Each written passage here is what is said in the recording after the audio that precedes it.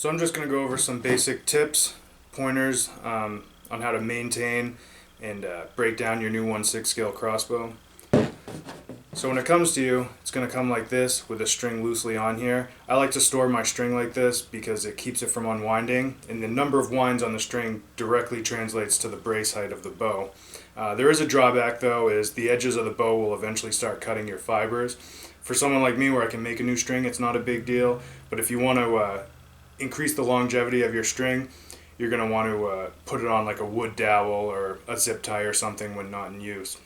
I don't recommend leaving your crossbow braced all the time unless it's in like a model or a display.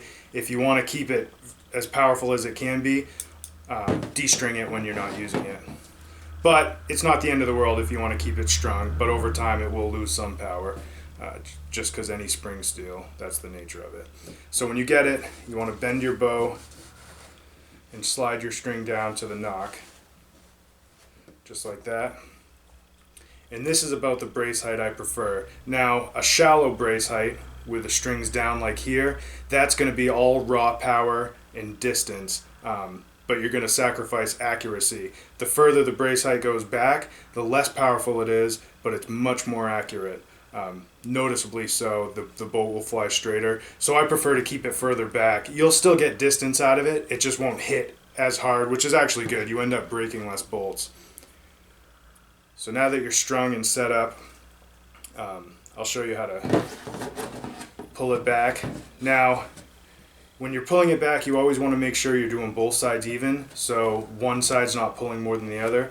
So you grab both sides and you just pull back until it clicks in place. Now, this is live, there is no safety, just like an old medieval crossbow, so if you pull that trigger it will dry fire, which is bad for any crossbow. Now from here, all you gotta do is take your bolt, lay it in the track, and slide it back until it touches the string. Now this spring on top will hold it in place, so you're good to go. But it is live, it is ready to fire.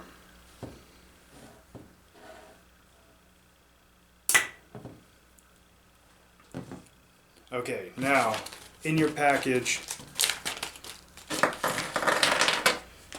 you got your 6 bolts and you got your 2 things of wax and a spare trigger spring of a softer nature.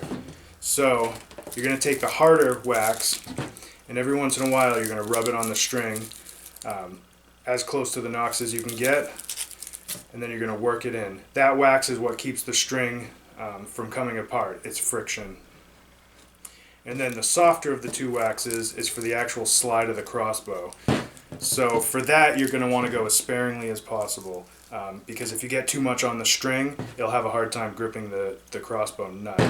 So for that you're just going to dip your finger in just a little bit and just rub it on the slide, and then work it with the string.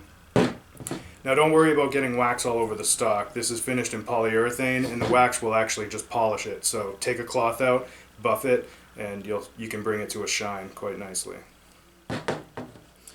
Now, actually breaking down the trigger mechanism to adjust it and change the spring, I find the needle tip bolts make an excellent tool for that. So you're going to find the peg that holds the trigger in place. You're going to take the needle tip bolt and you're going to use it as a punch to push it out.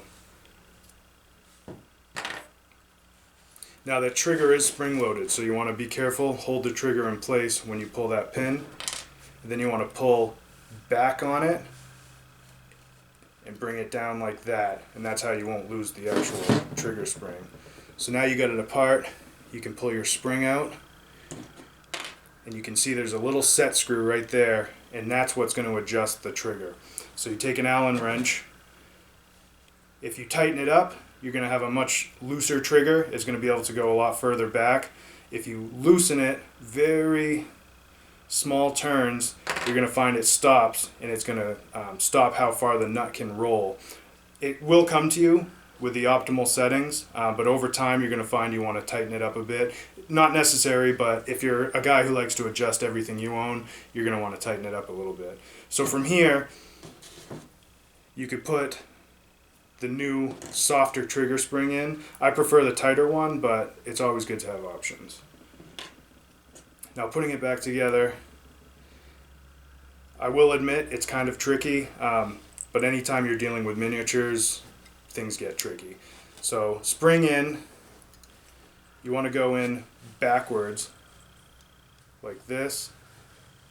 You want to engage it into the nut, and then you want to put it up to the light to make sure the hole's lined up. Take your pin and kind of work it until it goes through and engages the other side.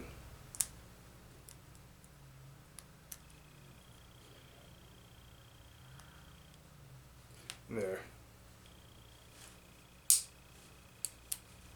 That's back together. And that is basically it. If you have any questions, contact me through Etsy or on eBay. If you need more bolts, go to my page and order them. You can order new string. If you don't see a part for this that you need, just send me a message and I'll make it for you. That includes the bow, the rewrap, a new nut, a new spring, doesn't matter. So I really appreciate it. I hope you enjoy these as much as I do.